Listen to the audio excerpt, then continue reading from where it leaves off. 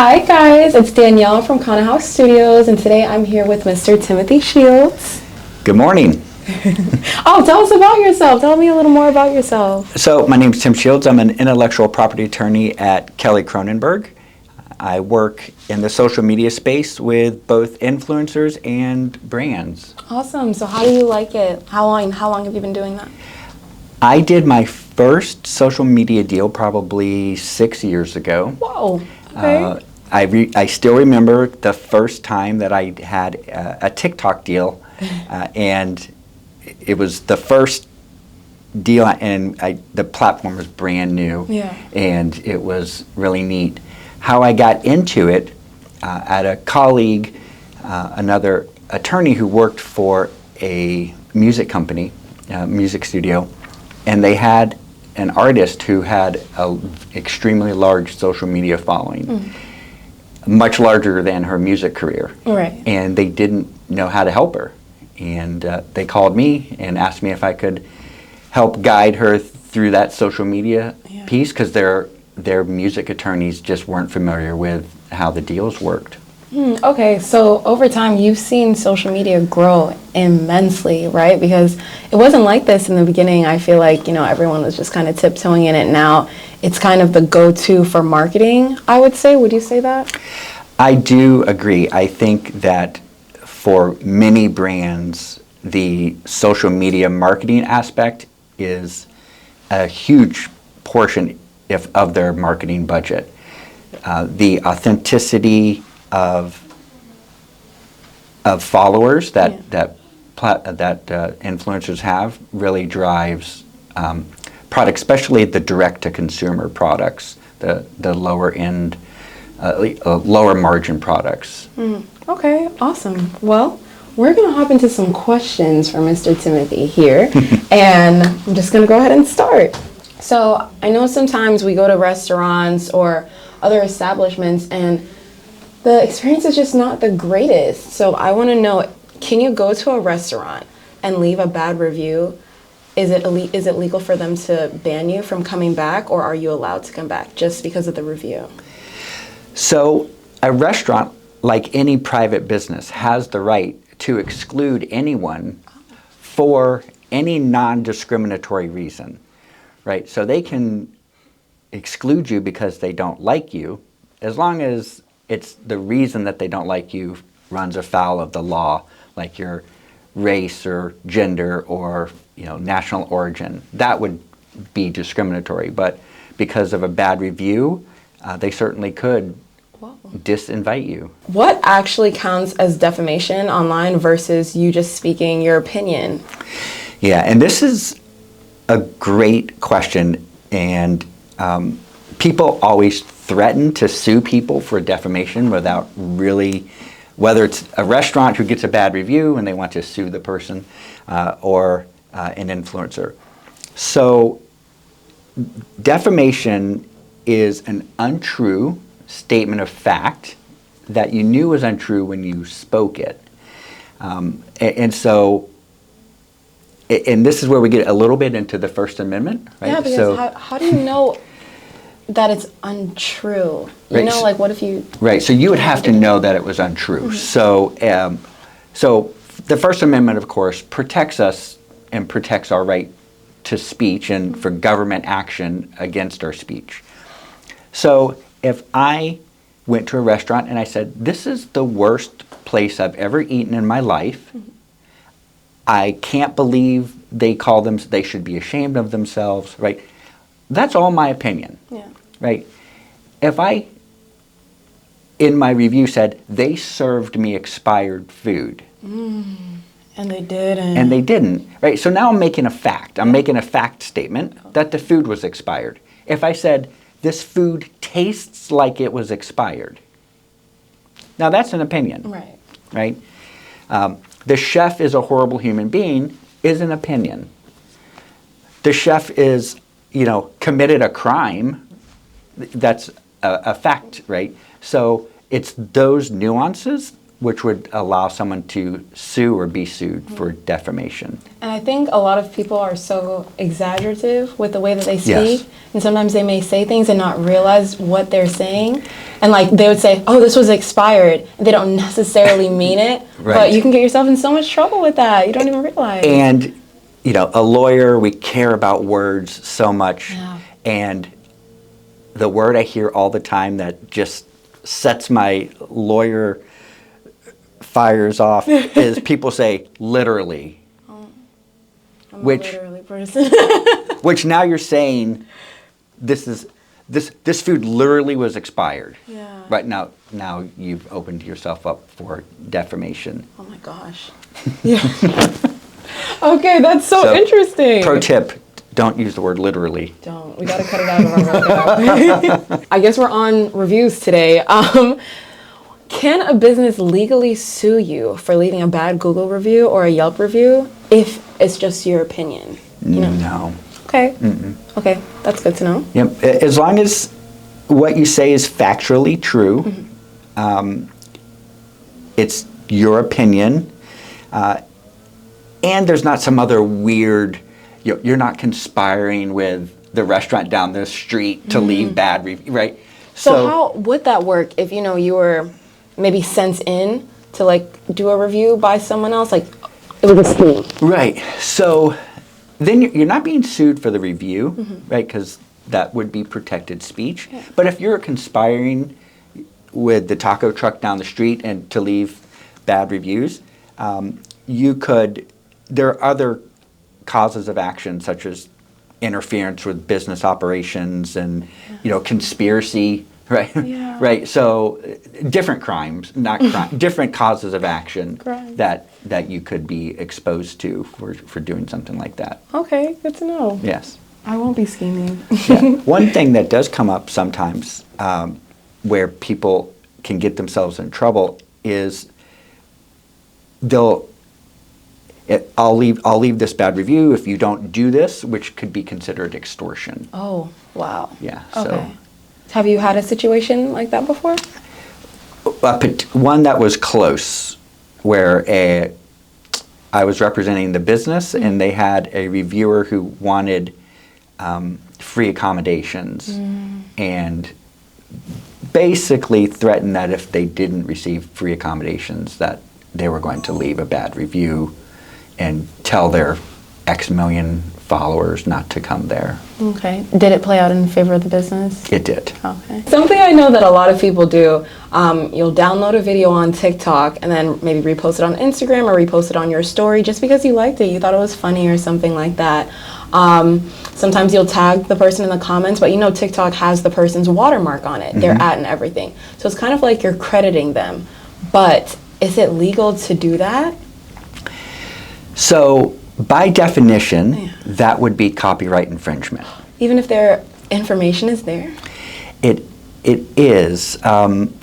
So when you create anything, whether you write something, you shoot a video, you take a picture, as soon as you do that, you own the copyright to that.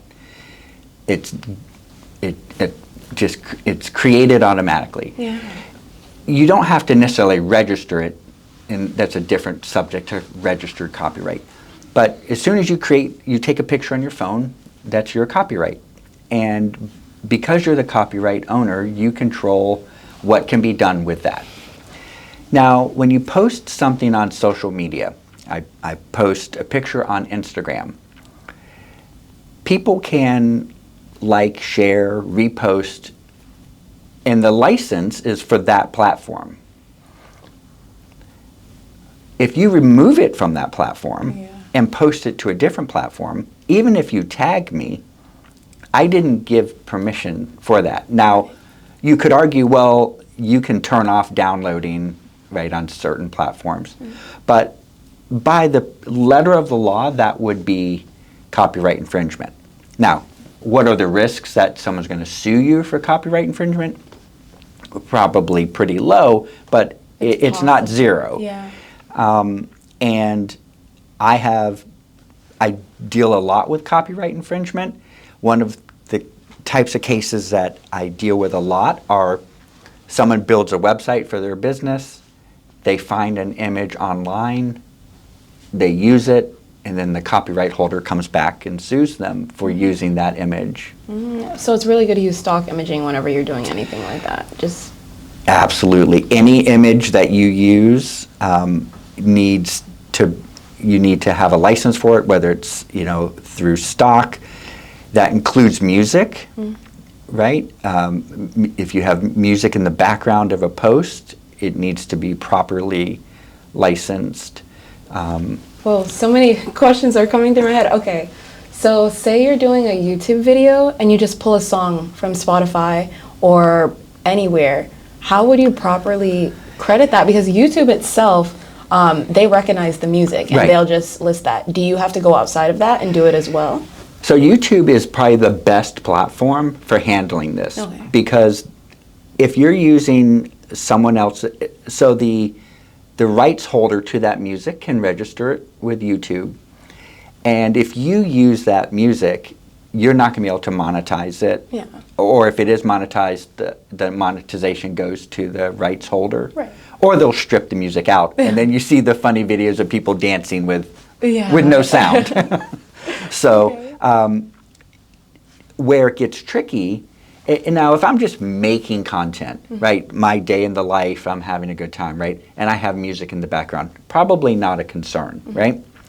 But if I'm doing a sponsored post and there's music in the background, then that's going to cause problems. That's so interesting because I've seen that in social media contracts, and they ask, don't put music in the background, Correct. just do it straight, just speak. So I didn't know the reasoning behind that, but that's very interesting to know. Right. You want to. So there's a concept in copyright called fair use, right? So if we're filming a movie and we're walking down the street and there's a mural on the wall, okay, it's incidental, right? It's not like you can just pick it up and move it, But if I'm shooting a commercial in front of that mural, right, now that whoever that artist was would have some type of copyright concern that we would want to be careful of. You have to ask for permission to film in front of that type of stuff. Right, there's different case law, especially about street art in particular, and its use. There was a very long time ago, an interesting case with Green Day, who at a concert, the image behind them was different street scenes, and there was graffiti art in there, and there was a case about that. So, whoa. Yeah, it's. Oh my gosh. But if you're making videos, you just want to be careful of what's in the screen. Music, logos, other brands. Those are the things that can get you in trouble. So websites, using stock images, big concern. Big concern. So for our videographers and everything like that, if they were to go out, shoot a commercial or music video or anything like that, they just have to watch what's going on in the background, even if it's just like a silly little music video. Yes, yeah, you want to watch what's in the background, in particular, what people are wearing. You want to avoid wearing logoed clothing as much as possible. So would that same thing go for, say there's a water bottle or a can of Coke on this table right now, and we're doing this interview, does that go for that too? So that would be slightly different because the essence of this conversation, that would be incidental, right? Yeah. So, but if we were making a commercial, it's about leveraging that product to give yourself credibility. So that would be the concern for commercial speech. Okay. So I don't want to get too deep into that rabbit hole. That was just like, whoa. But it's a very difficult area of law, and influencers can get themselves into a lot of trouble by making those commercial posts and leveraging other people's brands. Yeah, okay, circling back to the pulling content from another page and putting it on another platform. So I noticed something that Pinterest does a lot. People will take pictures from other platforms or videos and post it on Pinterest, making boards or different things like that. Has there been a big thing about that? I've never heard anything about that, but I know Pinterest is basically like a collage of things that you see elsewhere. So how does Pinterest get away with allowing that? So you're using your Pinterest board for private use, Yeah.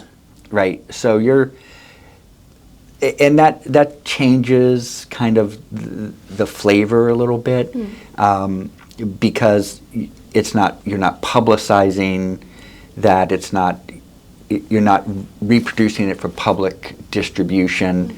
But there have been cases where people have gotten in trouble on Pinterest for copyright infringement. Do you need permission to post someone's photo if it was taken in a public place? So typically not, Okay. right? So if you record someone in public, whether audio, video is slightly different, video or take a photo, in an area where there is no expectation of privacy, then you typically do not need anyone's permission to post. Okay, so for example, if a restaurant is busy on a Monday and they want to take a picture of everyone in their restaurant just eating, the people don't necessarily know they're taking the photo, they take it, post it on their Instagram for content. How does that work? Now there is where it's a little different.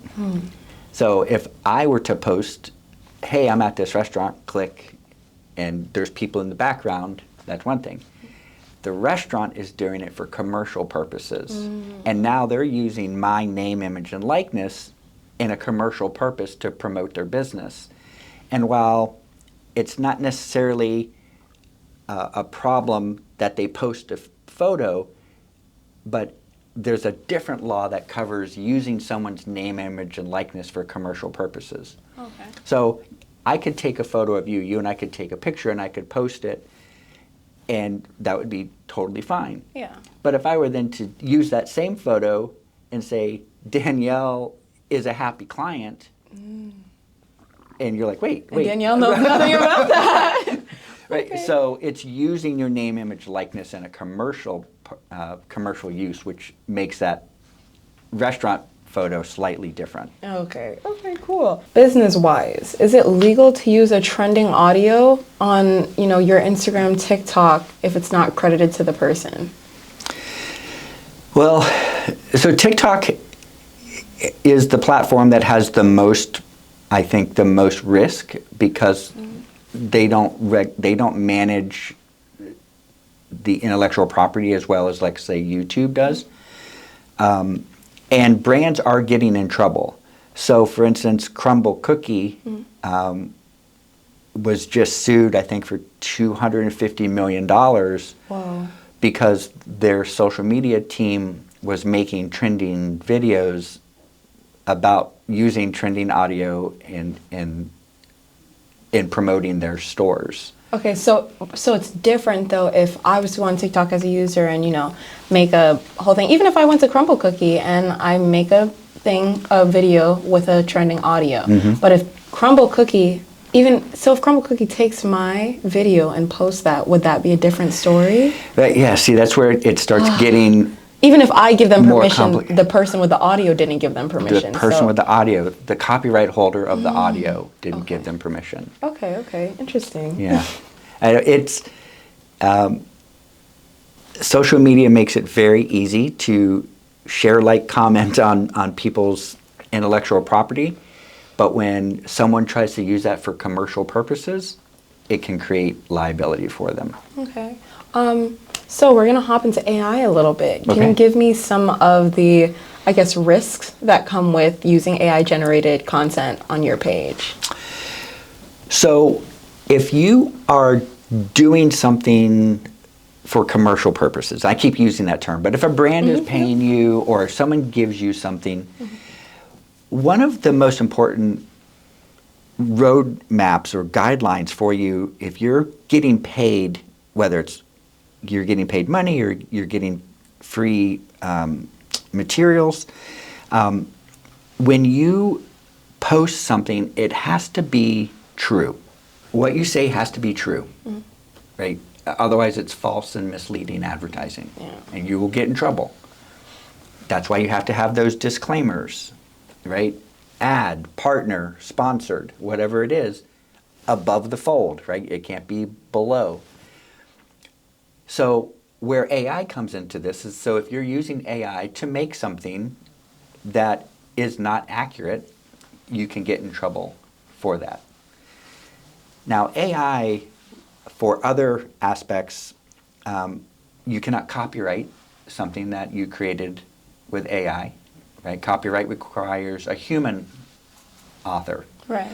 So AI, you couldn't create an image completely with AI and then try to copyright it. So now trademarks, of course, are slightly different, but you can protect those if AI created them. Interesting. Yeah. Okay. I see AI everywhere, and it's Yes. so, I feel like it's so new, so everyone doesn't know like the rules and regulations to that, and people can get a little caught up in that.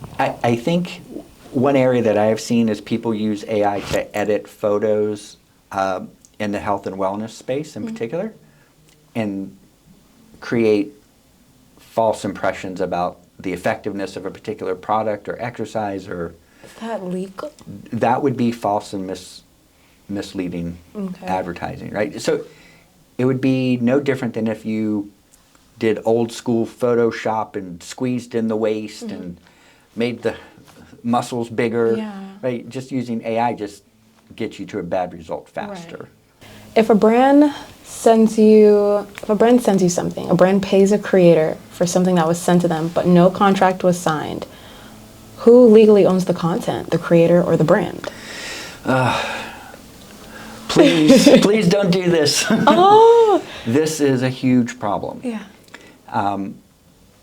So by default, absent a written agreement, the creator owns the content because they created it. Yeah.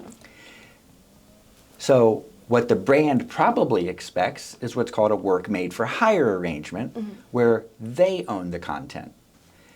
But that has to be written. So you have to have written agreements when it comes to any type of paid promotion, even if it's a short one-page thing, which is probably not good enough, but it's better than nothing. What is the expectation of how long they can use the content? Can they repost it and just leave it organically on their site? What if they boost it? Can they edit it? Can they put it on other platforms? Right? These are all the things that we have to be concerned about when we're doing deals with brands. And I feel like when you're first getting into, the influencer world, you don't necessarily know to even ask these things. Like, it's not Right. something that would necessarily come on your mind. You're just excited. Whoa, I gotta. I'm just excited. I'm Yeah. excited. Someone wants to give me something or pay me something. Yeah. My social media career is taking off, and and oftentimes, and I understand, I get it, the deals are small, and sometimes it doesn't make financial sense to pay an attorney to be involved. So I'll do like a 30-minute call with a creator, and I'll explain to them, look, when you're looking at your contracts, these are the things, like I kind of give them a little intro to influencer land. Yeah. Like, these are the things you want to make sure you have in your contract. Now, it doesn't make sense for you to pay me to review every contract, but this is how you can protect yourself until you get to a certain size where it makes sense. But the biggest problems influencers have that I see, they don't get paid. They get unreasonable demands for reshoots, reposts, whatever. And that oftentimes that's used as a tactic, I think, to delay payment. The content that they create is used beyond what they expected. Yeah. We had a client, it was a hair care product.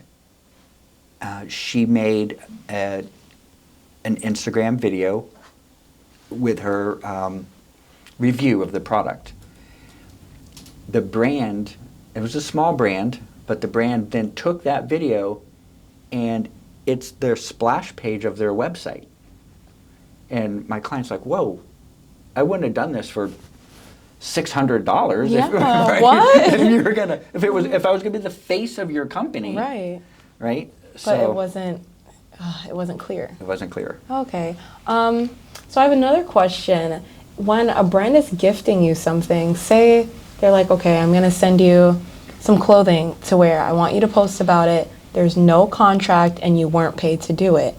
If you get the clothes and you never post about it, what are the legal ramifications for that? Yeah, they could come after you, right? Because they would say there's some kind of implied agreement. Are they in their legal rights to do that? It would, lawyer answer, it depends. Yeah. It depends on if the box just shows up with no reference, then, right, no, you're probably not obligated to do anything. But, hey, we're going to send you some clothes, for you to review, there's probably an expectation that you post. Now, here's the thing. You get the box, you open it, you put the clothes on, you're like, these clothes are terrible. And you post that. They can't say, post a good review. Ooh. Because, one, that's a violation. Federal Trade Commission, Yeah. right? Whatever it has to be true. Now, they can say, if you don't like the clothes, don't post. They can say that. But they can't say, post a good review. Yeah. Because you have to be truthful in your review. Oh, wow. So, yeah. Okay. Interesting. So in the world of memes, I feel like everyone's using memes and reaction pics now. Is it legal to take someone's meme or even like a video that they take online and to put it on your merchandise or something like that?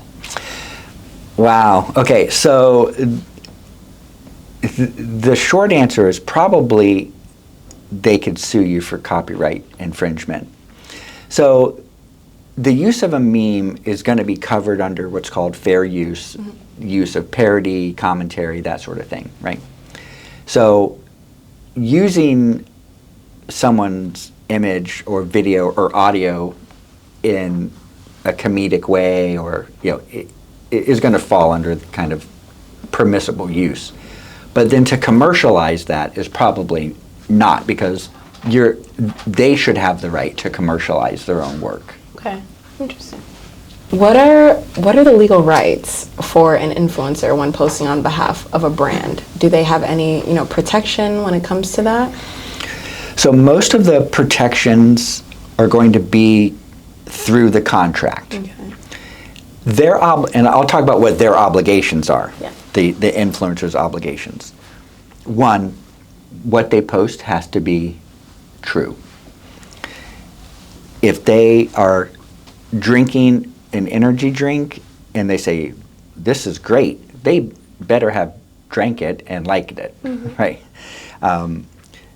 They have to have the disclosures. They have to disclose that it is a paid ad or a paid partnership, or that this was received in I received these clothes for free. That includes if they're doing a live, anything like that. If you're doing, you need to repeat that occasionally throughout, because people drop in and out. So those are the obligations for the influencer that can get them in trouble if they don't do. Their rights, they have a right to be paid for the work that they've done. And that is the biggest problem that they have.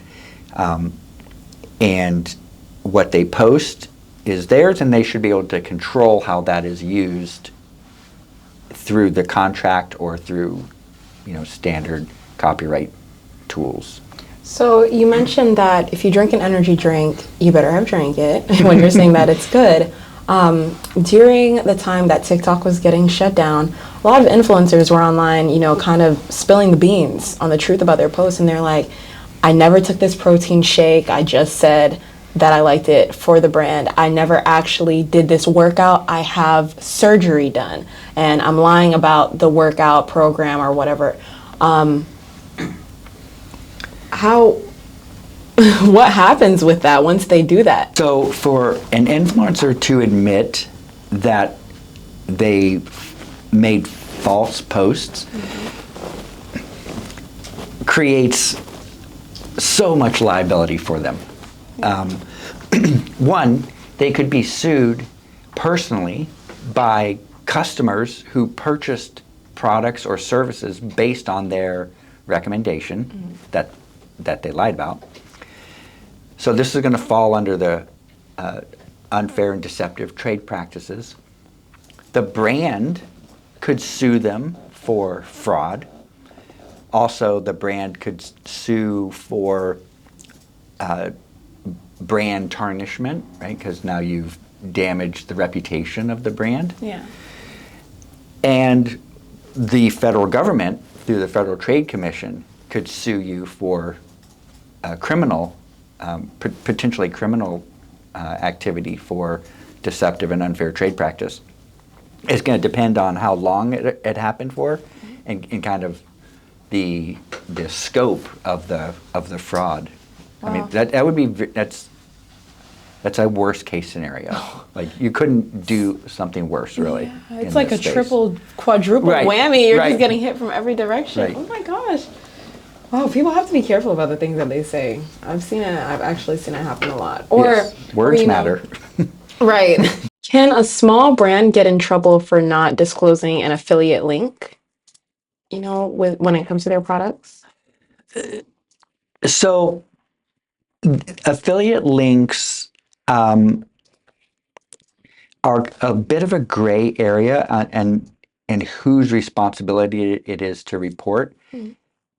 For any of my clients, if they are the affiliate, they need to disclose that they're receiving some type of compensation. And when you mean disclose, does it need to be in the caption? Do you have to click the little, tabs, the check marks on TikTok or Insta? No, it should be in the caption, or or even calling it an affiliate link, right? Just disclosure is always the best medicine, right? So if you're making a good faith effort to let people know, hey, I like this product, and if you click this link, I'm going to get something for it as well. And people are okay with that, right? People understand, the audience understands that if I'm talking about a product and I say, hey, click this link, because you'll see people say, hey, I'm not affiliated with this brand. If you click, you can just buy this. Disclosure is always going to be the best practice, as clear as possible. When it comes to the world of wellness, health, all of that, is there anything specifically that a creator has to post when making content like that? Is there any disclaimers that they need to put? The gray area, where you can get yourself into a little hot water when it comes to health and wellness, is making health claims. So you'll often see, you're all familiar with the disclaimers, hey, take this vitamin, and then it says not intended to treat, cure, diagnose any disease. Yeah. Right? Because they don't want to make a health claim and get regulated by the FDA as a medicine, right? So if I am a health influencer and I am promoting my exercise routine, and I say, hey, 20 minutes of cardiovascular exercise a day shows a decrease in heart risk, heart attack risk.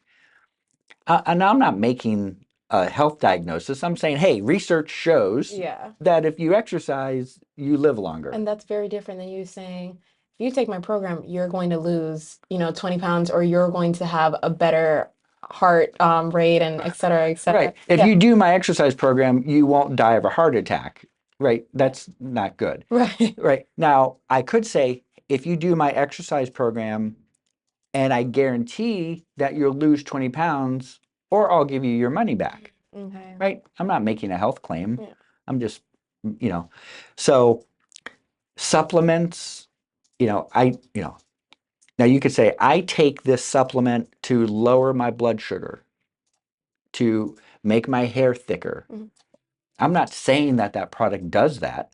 I'm saying I take it for that reason. Yeah. Right. Your mileage may vary. Right. Okay, so when it comes to, I understand that that's in terms of, you know, products. But say you're just talking about a food, like maybe a kiwi, and you're listing off the benefits of kiwis and what it does. If you say something like that and you kind of make it factual, can you get in trouble for that? Probably not. Yeah. If you're talking, you know, beets, people drink beet juice because it lowers their blood pressure. Right. You know, that's a factual statement, and it's supported by research, right? And there are research does show that beet juice does lower your blood pressure, right? Okay. For a period of time. Yeah. So, when people are talking in general about health and wellness, that's going to be protected under the First Amendment. Okay. If I'm commenting to people, oh, because you have eczema, you need to take this aloe, and then you do, and it gives you a rash. Right now, I'm like prescribing medicine, right? Yeah. So, right, you want to keep it general. You don't want to keep it. You don't want to be specific to a person, right? And just be clear that you're not giving medical advice and you're talking about your wellness journey. Okay. Is it better for someone, I guess, in that area to get like a nutrition license or something along those lines? Or you can just say what you need to say online and you're No, fine? no, and in some ways that could actually create more problems Oh, for you. okay. Um, Especially those people that talk about their diets online and everything and try to give diet advice and health advice through food. right. Yeah, I mean, there's a whole nother podcast about occupational licensing, but it's right. If I was an actual licensed nutritionist and I'm giving nutrition advice, it could create more liability than if I'm just some guy in Talking. my kitchen talking about what I eat. Okay. You're right, right. Yeah. So, yeah, occupational licensing creates a whole other realm of complications for folks. So, Okay. Interesting. yeah, that's Interesting. part two. Right. So, say you're messaging someone online, whether it's a brand or a regular person, is it legal to screenshot that direct message and post it on your page? Even if you're not saying anything bad about it, is it legal to do that? Oof. Because these are private messages, mind you, they don't know that you're going to screenshot. Right. These are private messages. They're you're likely not creating any legal liability for yourself because you are part of the conversation yourself. Um, it's not a good look, right? So, but without knowing, there's a bazillion variations of that, but you're probably not creating legal liability for yourself. But that's going to depend on a lot of factors. So yeah, other things can come A into play lot, when yeah. it's like what the conversation is about. What the content of the message, Okay. was there an expectation of privacy? Are you taking things out of context, right? So there's an area of law where you can get in trouble for saying something about. So let's say you and I were texting, and you said a phrase, and I screenshotted it and cropped it out, so only that phrase was Right. visible. So other people can take it in a And then whole people different way take than what it, you meant it. Yeah. yes. Okay. Yeah. So, I took out all the rest of the conversation, right? And that could cause reputational harm to someone. Okay. So it's not that you could get in trouble necessarily, potentially, for screenshotting the conversation, but it's what's the fallout from that could open you up to defamation or some other type of claim. Okay. So when it comes to your personal Instagram account, if someone was to leave a hate comment, and these are for influencers, if Mhm. someone's to leave a hate comment and you block them, Mhm. whether it's about you specifically, the product that you're talking about, or anything, and you block them, is that considered censorship or is that just you exercising your free will online? That's you just exercising your free will. Okay. So the unless you are a government official, Hmm. right? So um, if you the town of Wellington, you can't block people from your Facebook Oh, page, right? Because First Amendment, yeah. right? So, and that's a public, you're a public entity. So politicians can get in trouble for blocking users, Mhm. but private individuals, no. Um, I could delete comments. Um, where you could, if you're a restaurant or you're a business and you, let's say you delete negative reviews and only leave positive reviews. That in itself would not get you in trouble. But if you then later advertised, We only get five we star right, reviews. we only get positive reviews. People are like, wait a minute, I Right. definitely said something else about Yeah. you, you know? And I'll see that online where a business, will clearly they're curating their comments, right? They're deleting their reviews. And people will then review, weird, my last bad review has been deleted, right? So people are pretty savvy to that. Yeah. So you wouldn't get in trouble for deleting the review. You'd get in trouble for making a false statement that you don't get bad reviews. Right. Okay, so now if you're someone posting on behalf of a brand about whether these supplements work or not, and someone comments, hey, I bought this and it did not work for me, I did not like it, it caused X, Y, and Z to happen to me, and you delete that, is there any legal ramifications for that? Yeah, that's getting more into a gray area. Yeah. Yeah, It's a lot of gray. Okay. yeah, a lot of gray. What's the most common legal mistake that businesses make on social media that you've seen?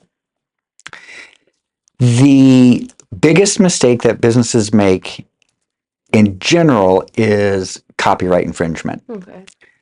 This happens very innocently, but it's very costly.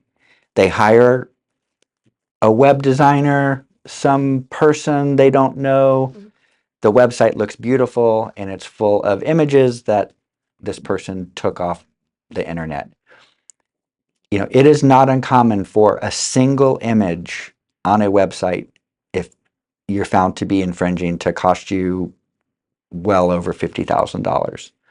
Well, So that's the number one mistake that businesses make. Second is if they're working with influencers and they're not accustomed to doing it, they have they're not clear on their expectations, right? And when you're not clear with what you want, then you're not happy with what you get, and it just creates a lot of conflict.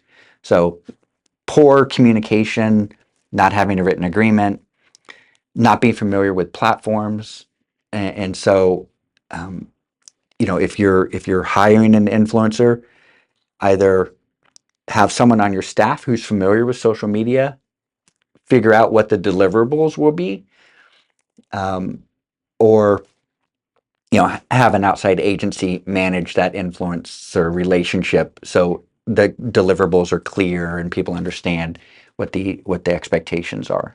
okay. And so in terms of a creator, what is the most common mistake that they make online? Most common mistake they make online is, if they're doing a deal, is not having a written contract. Okay, get your contracts, folks. It really saves you. Yep. Okay, so I had a great time with Mr. Shields. I had a great interview. I'm very happy that you came to the studio to talk to us today. Is there anything you would like to say to the people? No, just my pleasure to be here, and I hope that a little bit of knowledge I was able to share, help someone get off on this journey on the right foot, and um, you know, it's It's very exciting. It's a Yeah. very exciting field, but you just want to be careful.